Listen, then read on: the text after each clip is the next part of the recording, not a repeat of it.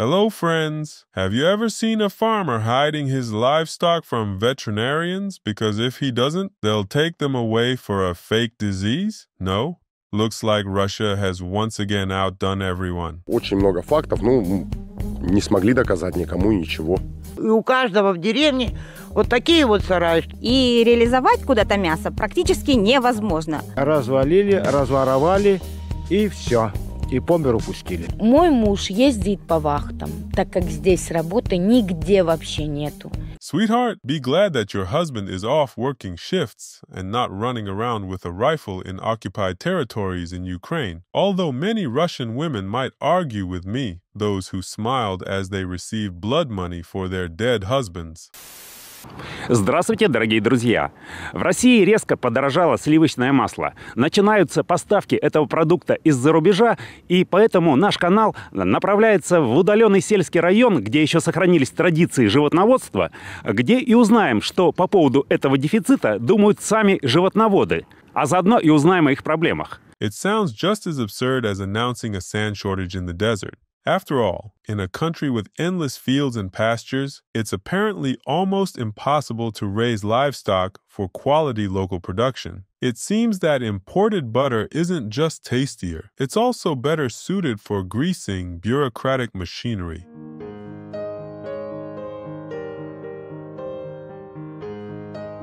Это коровник? Видите, тоже всего сделан. Доска, чуть утеплили. Все, на что хватает. Хороший сарай сделать спиноблока, просто денег не хватает.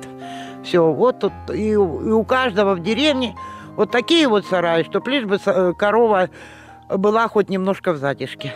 From some of the footage we've seen in previous surveys, these cows are living in better conditions than some Russians. I can't help but think of the grandmother with the flooded basement in her house. While other countries are building barns with solar panels and climate control, here, people can only dream of upgrading to foam blocks. What else is there to say? We're thriving against the backdrop of a decaying Europe and a collapsing America. Вот так, потому что на большее, чтобы построить хороший коровник, просто нету денег. Дотация никакая не дается, ничего не дается.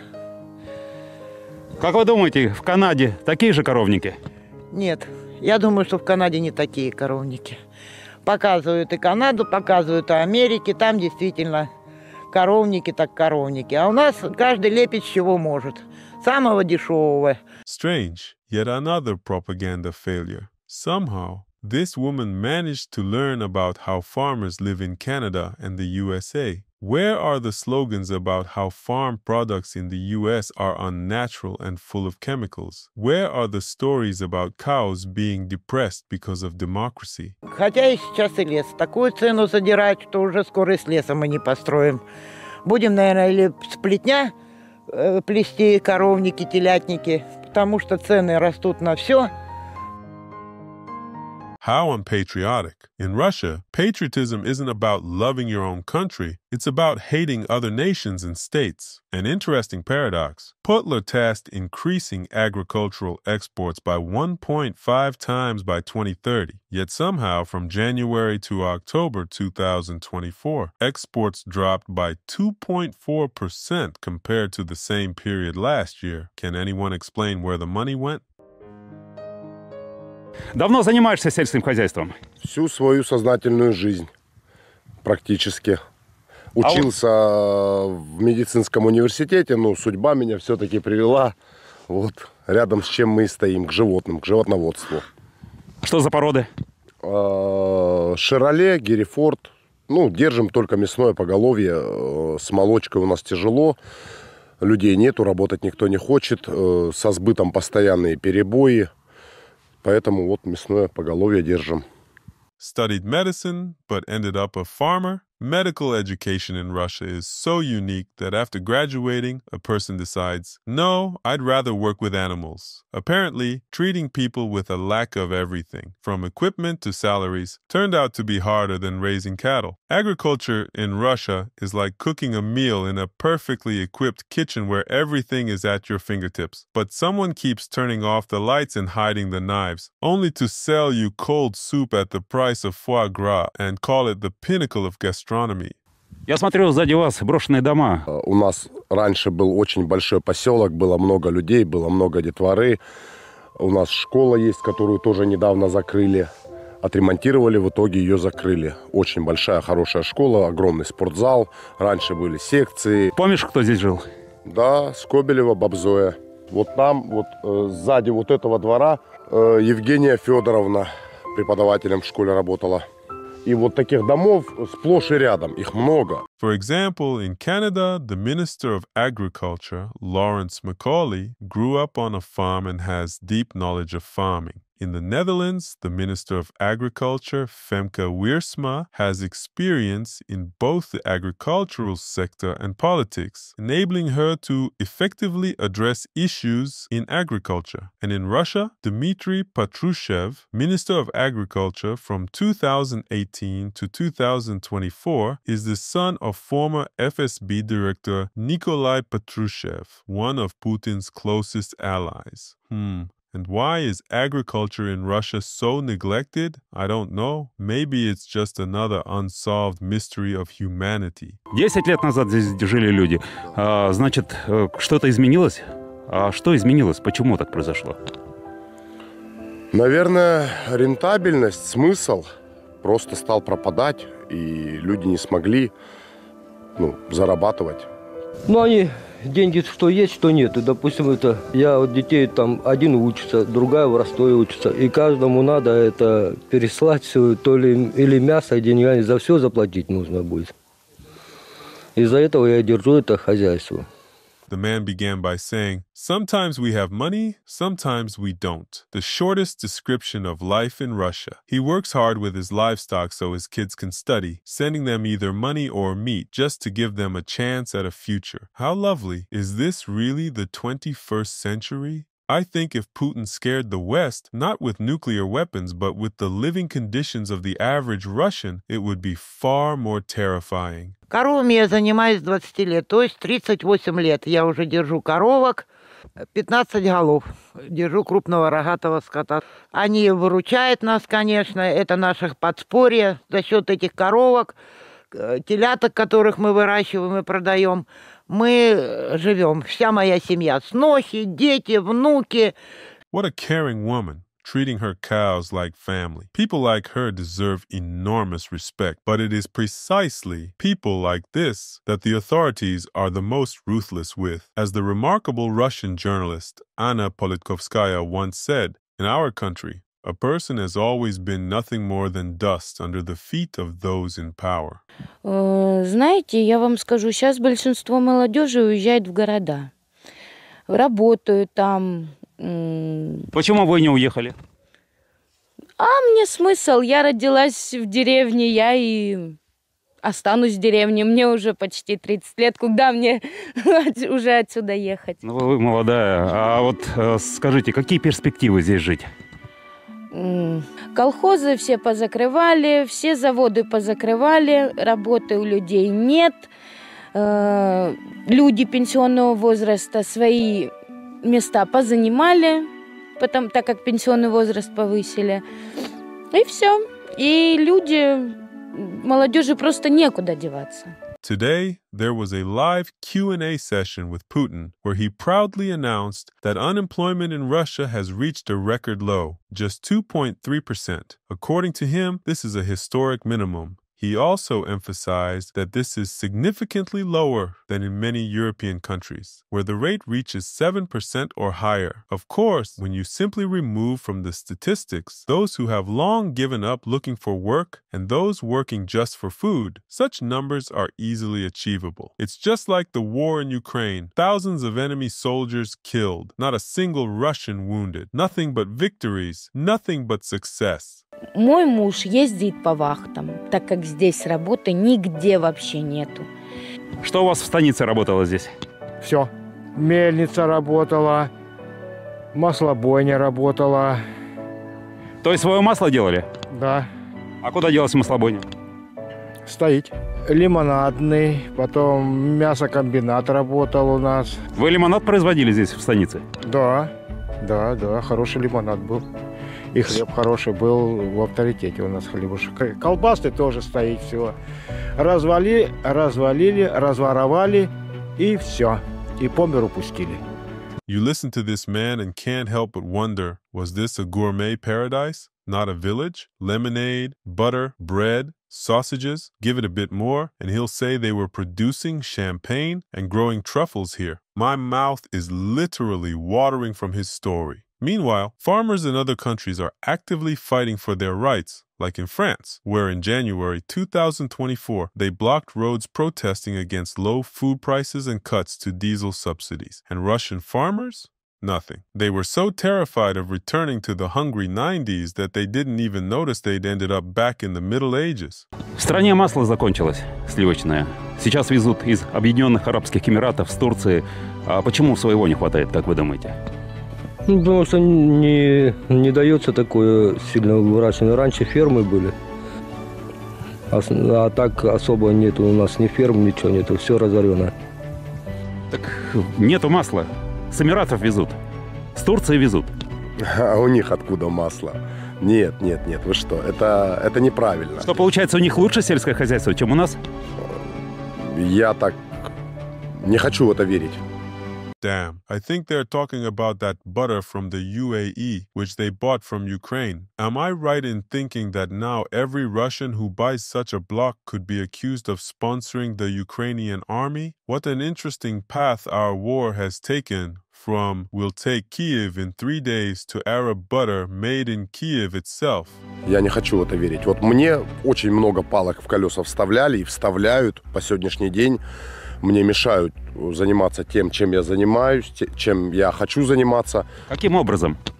Ну, на меня очень много пишут всяких разных кляуз, всяких непонятных заявлений, обвинений. Кто это делает? Ветеринария делает, люди делают. У нас даже есть штраф за то, что вот навозная куча, законно этот навоз для него нужно специальное сооружение, место для хранения. Оказывается. Мы же живем в деревне. Ну, всю жизнь навоз почистили, там через год-два вывезли на поле, вспахали поле, все, это удобрение.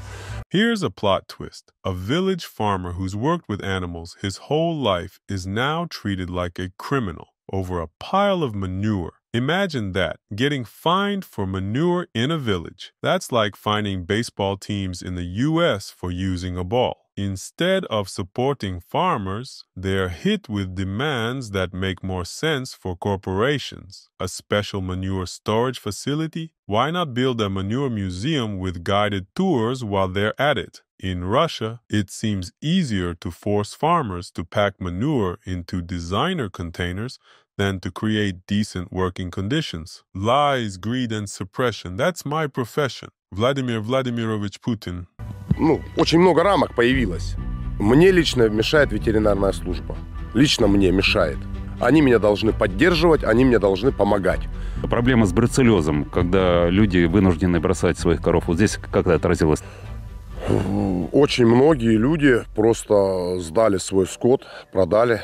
Почему? За шаром-даром, потому что ветеринарная служба вынуждала, хотя нам не было выдано ни одного документа, не было проведено ни одной ветеринарно-профилактического мероприятия, не было ни дисбарьера, ничего абсолютно. While the grand strategist is destroying Russian agriculture on a global scale with sanctions, the lack of imported seeds, and technology, local officials are finishing the job on the ground. In the past, you could easily spot bandits and criminals, grim faces, scars, leather jackets. But now, it's polite people in suits from the veterinary clinic who, with a friendly smile, force farmers to sell their livestock for next to nothing. No documents, no preventive measures, no support, just pressure and threats. Just listen to how brazen the scheme they've come up with is. Хотя этого заболевания, я считаю, что не было, нету.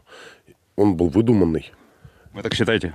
Есть факты, да. Есть факты. Люди перевешивали бирки с коровы на корову, с больной на здоровую, со здоровой на больную. И анализы абсолютно по-другому уже показывали.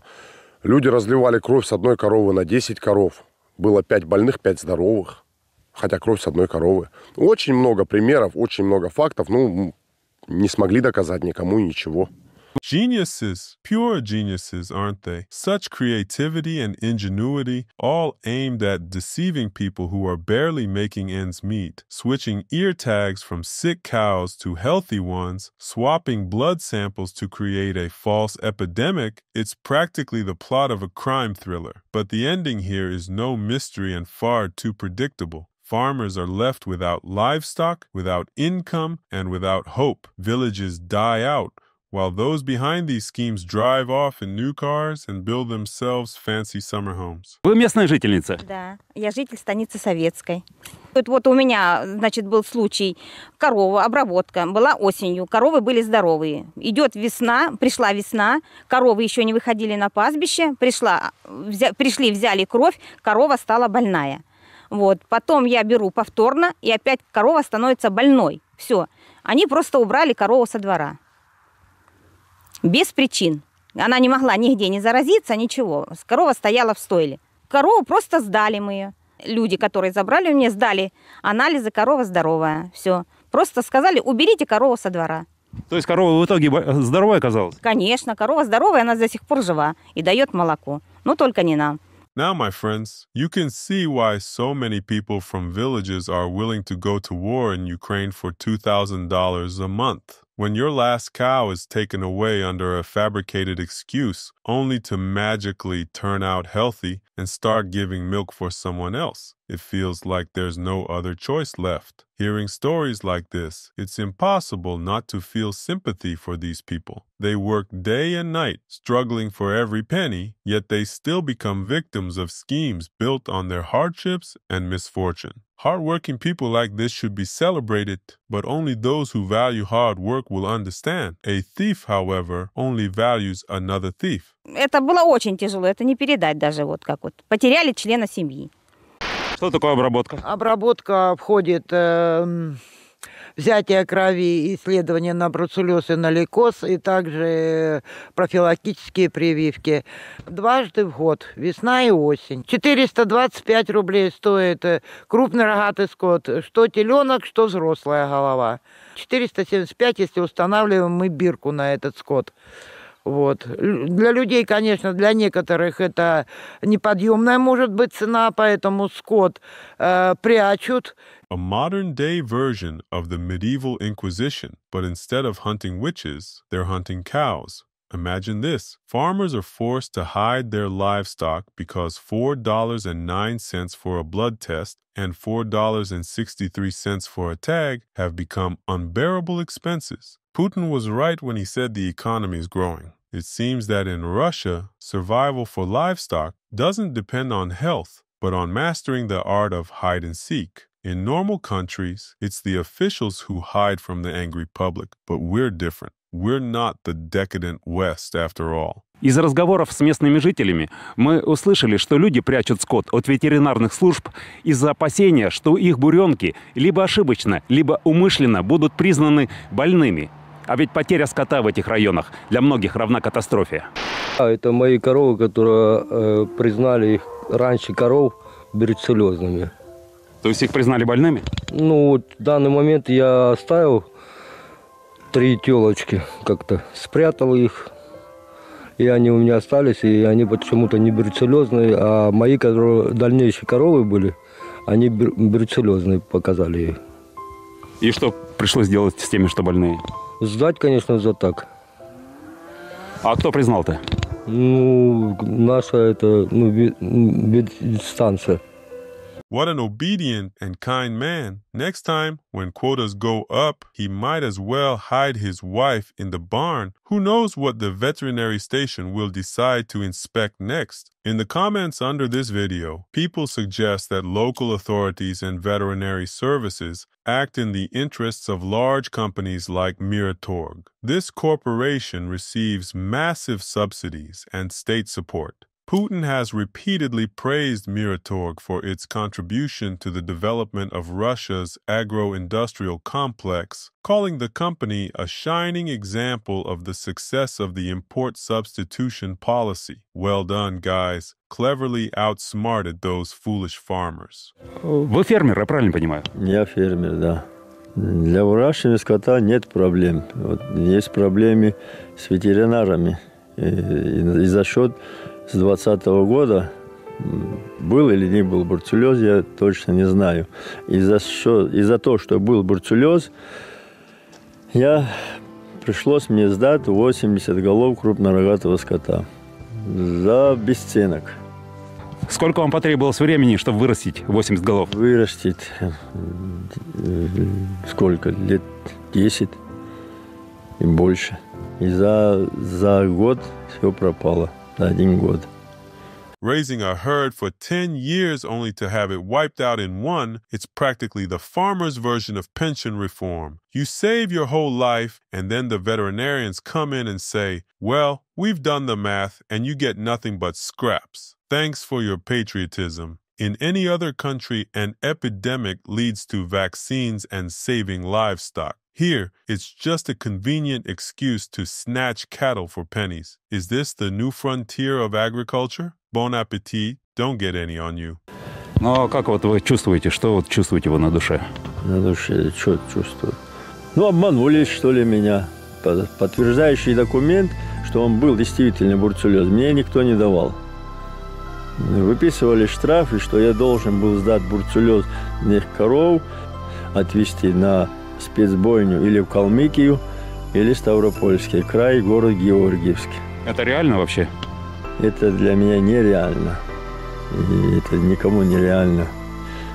Of course, transporting cows to Kalmykia or Stavropol, threats have never sounded so creative. Why not go all the way to Japan? I hear Kobe beef is in high demand. Let our brucellosis-infected cows add some exotic flair. And a document proving the disease? Why bother when the veterinarian's word is gospel? I said it, so it's true. What? You don't trust us? Are you trying to discredit state authorities? That's practically a ticket to prison these days. Вот завис у меня бычок. Хороший бычок. Надо бы сдать, получить деньги, пустить в оборот. Никуда не могу его сдать, потому что бойня у нас закрылась, и реализовать мы его никуда не можем. Все. Я даже не знаю, куда его можно реализовать. А приезжают какие-то покупатели другие? Да, приезжают другие покупатели, но дают за него маленькие деньги. Я не согласна с этой ценой. 2 года мы выращивали с мужем вот этого бычка. А теперь не можем его продать, да. А если продать, то за копейки. Poor people, no joke. So much work and hope invested, and in the end, a bull you're hiding like a partisan during the war. To top it off, they love humiliating farmers with the prices offered for so-called unprocessed livestock. Meanwhile, in the U.S., the country that supposedly hates us so much, farmers have crop and livestock insurance programs, low interest loans, and even disaster relief support. Over there, this woman wouldn't have to hide her bull like a piece of illegally smuggled antiquity. Мы выращиваем вот коров, допустим, и вот телят, да? Корова отелилась, мы выращиваем, и потом ясное дело, что мы сбываем. Сбываем это, вот у нас была бойня, теперь ее как бы нет. И реализовать куда-то мясо практически невозможно. Friends, let me know in the comments how your country's government takes care of agriculture. Are farmers in your country just as poor and empty-eyed as they are here? Or is your country not as advanced as Russia? Скажите, пожалуйста, вы приехали на бойню, я правильно понял? Да, хотел ягнят сдать. И почему не сдаете? Бойня не работает, говорит. Запретили работать. И что теперь будете делать? Этого я не знаю. The greatest minds of our time. The authorities first shut down the slaughterhouse and then forced the same farmers to break the law just to sell their meat. It's a genius scheme. Create a problem and then punish people for solving it. It's as absurd as saying that corruption is the fault of the one who paid the bribe, alcoholism is the fault of the one who poured the drink, and war is the fault of the one defending themselves. Putin's a mastermind. Got Russia out of the G8 and into the G-rated service of China. Приемом скота вы занимаетесь, я правильно понимаю? Да, я занимаюсь приемом скота у населения. Народ жалуется, мясо некуда сдавать, а у вас свой цех. А что произошло? Вы закрываетесь? Ну, на данный момент я не могу работать в связи с тем, что у меня с ветеринарией сложности появились. Начальник ветеринарии, он запрещает завозить сюда скот необработанный. А я ему задаю вопрос: вы обязаны, это ваша обязанность обрабатывать скот. Ну, в связи с этим появилась проблема. Я не могу работать сейчас. And this is the essence of the Russian system. You can open a slaughterhouse, but you can't operate it because someone up top decided that unprocessed livestock is a threat. The fact that they themselves are supposed to handle the processing doesn't seem to concern them at all. It's so similar to the logic of the war in Ukraine. The stated goals are to liberate and protect people, but the methods involve killing, destroying cities, and turning lives into ruins. It's like firefighters trying to extinguish houses with gasoline. Credit to the blogger, he went from farmers to the slaughterhouse owner to reveal who's truly at fault for this mess. Respect for exposing the truth instead of blaming those who are just caught in the middle. Народ страдает, конечно, страдает, потому что некуда сдать. Люди здесь в сельской местности только ради этого живут. Ну, многие пенсионеры, люди животноводство хотят разводить, а сдать некуда. Экологический продукт у нас. Мы стараемся, чтобы не нарушать никаких законов, документально, чтобы все проверяли врачи. Казалось бы, вот оно же мясо, вот они коровы. А в чем проблема-то? Почему реализовать трудно? Ну, потому что очень мало добросовестных покупателей. Наше мясо, мы его ценим и оцениваем очень дорого и влаживаем очень много. Но наш труд в сегодняшний день не особо ценится. Поэтому мы боремся за каждый, как говорится, килограмм, за каждый рубль для того, чтобы реализовать и получить должную отдачу, как мы считаем, как мы это оцениваем. They are born, live in filth, marry at 20, are old by 30, and usually die by 60. They are easy to govern, and it is considered undesirable for them to have any interest in politics. All that is required of them is primitive patriotism.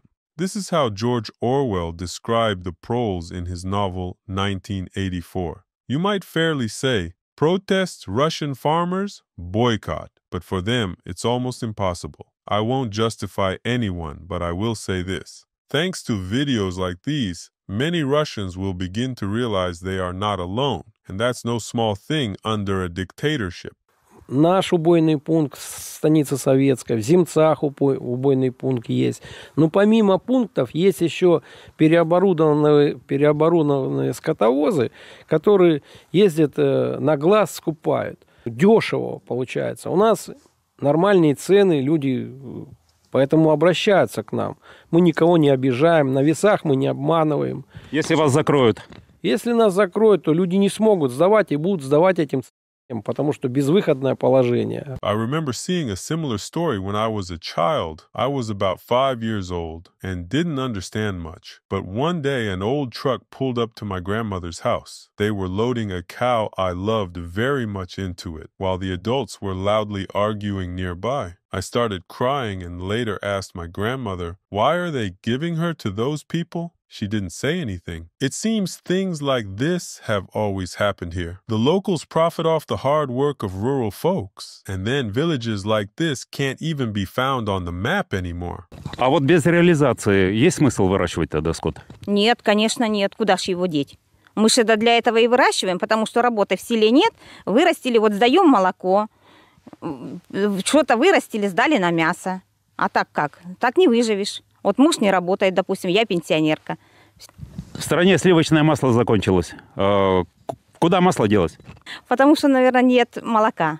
As the Russian philosopher Pyotr Chadayev once said, it sometimes seems that Russia's purpose is to show the whole world how not to live and what not to do. And here we are, no butter because there's no milk because keeping cows isn't profitable, and no cows because of the USA and the decaying West. What? You don't see the logic? That's not required here. This is Russia. Ну, это перестройка, я так думаю.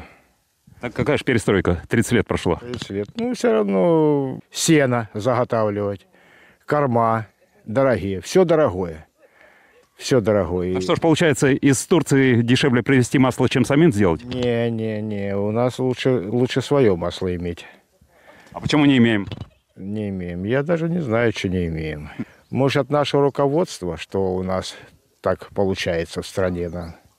This is why videos like these matter. It starts with a confident, it's all perestroika's fault, as if we're still stuck in the 90s. Then comes, Turkish butter is cheaper, but it's better to have our own. And finally, with a pause and some doubt, maybe it's the leadership, I don't know. The key is not to rush them. Let them take their own journey from blaming perestroika to realizing who's really responsible. After all, the truth, much like butter, sometimes takes time to rise to the surface. Потому что нам не дают это делать. Вот не дают, не дают просто развиваться сельскому хозяйству. На нашем пастбище 140 гектар, мы платим аренду 70 тысяч. Очень дорого, я считаю, очень дорого. 3 года назад мы платили 30 тысяч, за 3 года цена возросла до 70 тысяч. Люди поля сажают, пашут, вот они сплошь и рядом, везде. Пастбищ нету от слова совсем. Этот год у нас удался немножко тяжелый, засуха была, дождей не было, травы, ну вот как вы сами видите, практически нету. Ну вот родители в этом году покупали сено, 200 тысяч отдали. Это дорого, на ваш взгляд? Конечно, очень дорого. This isn't an interview, it's a horror movie. Such hard-working people with clear eyes and strong hands living in complete hopelessness, yet they keep working, hoping, and waiting. In Russia, waiting isn't just a habit, it's a survival strategy. First you wait, then your children, then your grandchildren, inheritance of a car or property. Too easy. Here, we pass down stability. Сеют, запахали под самый Чир, у нас река Чир протекает. Должно по регламенту 500 метров от пахотных земель. У нас запахано 20 метров. Вытесняет, полностью вытесняет нас. Скотину практически держать не на чем. А что, у вас газа нету разве? Нет, газа нету. У нас дровяное отопление, вон дрова и топор. У вас такое большое хозяйство, неужели не хватает? Нет. Мы, как говорится, на себя ничего не тратим. Потому что все те заработанные на молоке деньги, они уходят на зерно, на корм, на сено. We import butter from the Emirates, a land of nothing but sand. Where does the butter even come from? Do they milk the camels? Meanwhile, we use firewood and an axe instead of gas in a country overflowing with natural gas. But we still have our pride. We're an energy superpower. While the gas is shipped abroad, rural residents are left with firewood and the hope their axe doesn't go dull. We live in the era of opportunists. They don't think about the future. Their only goal is to grab power, stuff their pockets, and buy a house by the sea, even if it means turning everything around them into scorched earth. Это моя солома. Сколько стоит? 1000 рублей тюк. Вот за 22 тюка я отдала 22 тысячи рублей. А мечтаете держать 100 голов скота? Можно бы было, если бы предоставили такие вот хорошие просторы для такого хозяйства. Да, можно было бы.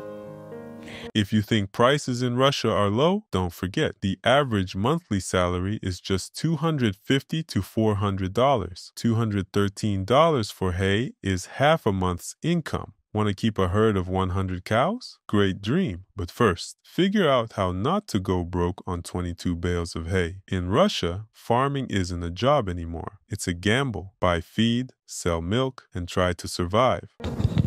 Андрей, а как вот, у каждой коровки есть свое имя? Ну, да, конечно, есть. Малыш, Дюрок, там, Черныш, вот. У каждого имя. Но это дети у меня назвали так. Никаких недобавок, никаких, это только настоящая корма. Кушают они, ну вот это смесь, сегодня что им раздали? Смесь люцерны и просянной соломы. Вот, с кормораздатчика. Есть падалица озимой пшеницы косили, и колоски есть. And here's the paradox. Judging by their diet, cows here eat better than some Russians. While the owners save on themselves to buy feed, their cows enjoy a balanced diet. Meanwhile, Russia spends 38 billion rubles a day on the war. That's more than the annual budgets of Magadan, Chita, Kurgan, or Pskov. It seems that Arab butter and abandoned Russian cities have become the new national idea, destroying others while forgetting your own. Позавчера у нас закончилась тыква, покупали в Серафимовичевском районе у бахчевников тыкву. У нас ее было 60 тонн, тоже измельчали, раздавали. Я смотрю, запретов все больше и больше в стране. А когда разрешать-то начнут, как вы думаете? Даже не знаю. Наверное, хотят, чтобы народ был бедолагами. Скорее всего, я не знаю. Чем беднее человек, тем проще им управлять. Я не могу это все правильно вам пояснить, но очень много рамок, в которые стали загонять людей. Мы люди простые, мы привыкли работать, держать животных, выращивать животных и довольствоваться тем, что мы получили. People in the comments of the previous video shared how their countries support farmers. In Germany, even back in the 1950s, farmers received millions of marks to develop their villages, centralized water supply, sewage systems, and paved roads leading to the fields. In Canada, farmers invest resources into their livestock, and inspections focus on the health of the animals rather than imposing restrictions for the sake of restrictions. Even manure is regulated to protect the water, not to back farmers into a corner. And in Russia, 60 tons of pumpkins for cow feed is considered an achievement. While the world supports farming, Russia seems to specialize in creating obstacles. And the farmer was right. The poorer the people, the easier they are to control. It seems to be the only strategy they truly believe in. Можем ли мы мясом обеспечить страну? Качественным, экологически чистым? Ну, если мы держать будем наше российское мясо, у нас качественное будет. А которое сейчас продаются в магазинах, пятерочках, покупочках, это не мясо. В состоянии мы накормить страну сами? Больше чем. Если будет нас поддерживать государство и как бы не будут нам мешаться. Если бы государство обратило бы внимание, конечно, обеспечили бы мы и маслом, и творогом, и молоком, и всем бы обеспечили свою страну, без всяких вот этих пальмовых маслов, без всяких искусственных творогов. As Franklin Roosevelt once said, he who is hungry always depends on the one who holds his food. And this has long been adopted as policy here. Feeding the country with its own resources would mean giving people independence. And independent people are a threat because they start thinking, demanding, and choosing. In normal countries, crooks, murderers, and thieves sit in prison, but in Russia, they sit in the government. Вот вы сейчас находитесь у меня в гостях. Тут нету никакой поддержки государства. А если бы она была? Ну, наверное, здесь было бы вообще все круто. Что нам сделать, чтобы таких хозяйств в стране стало еще больше и больше? Отправьте ко мне десяток здоровых, хороших, крепких ребят. Научим. What an incredible and kind hard worker this man is. It would be so much better if men went to his farm instead of the war in Ukraine to learn how to work, feed the country, and build a future. But apparently, it's easier here to send men with shovels to dig trenches than to help a farmer with that same shovel. In one country, men sow the future. In another, they dig the grave to bury it. Кто-то из депутатов, представителей власти приезжает к вам? Кто-то делится опытом? В жизни не видел таких людей, о которых вы сейчас сказали. Может быть, вам министр сельского хозяйства сюда на стажировку? Было бы неплохо, если бы он приехал и посмотрел, как люди работают, которые зарабатывают сами. И в первую очередь, наверное, не наживы ради, не денег ради. Если бы я сильно любил денежку и сильно об этом думал, я бы, наверное, точно не занимался вот этим. Ну, в первую очередь, наверное, желание, призвание, нравится. Животные, они не обманывают, они не клеветают, они не брешут, не воруют, они только кушают. Damn, it looks like we found the perfect candidate for president. Imagine a president who openly admits that it's not about the money, but about the desire to work and make a real difference. Someone who understands that leadership isn't about sitting in an office, but about truly seeing how people earn their livelihoods. With such a president, ministers wouldn't be making empty promises. They'd be interning with farmers to learn what real work looks like. An honest approach like that could be exactly what Russia needs to finally find its way forward. As Abraham Lincoln said long ago, a good leader sets an example of hard work rather than living off the labor of others.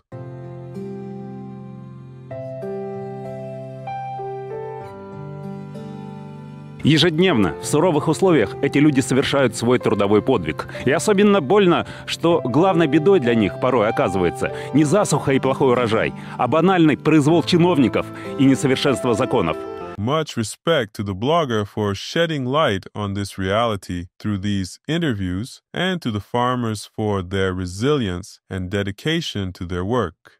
They undoubtedly deserve better. Friends, share your thoughts in the comments. What do you think needs to change so that people like them can work and live with dignity? Friends, I want to say a huge thank you for watching this long video with me. I hope you enjoyed it. Thank you for your comments and likes. They really help with YouTube's algorithm. A special thanks, as per our tradition, to our sponsors who support my content with their monthly contributions. Thanks to you, I can plan and release content consistently. I also want to mention, for sponsors, I often provide not only early access to new videos or exclusive content, but also involve them in beta testing videos that are still in the editing stage. They give me feedback and help with things like video titles and subtitle formatting to make it easier for viewers to understand who is speaking and when. So, if you also want exclusive opportunities on my channel and participate in beta tests like this, you can join the membership for just $3 per month. Please let me know if you like this format of longer videos, and don't forget that I always read your messages and try to reply. Thank you all, and see you next time.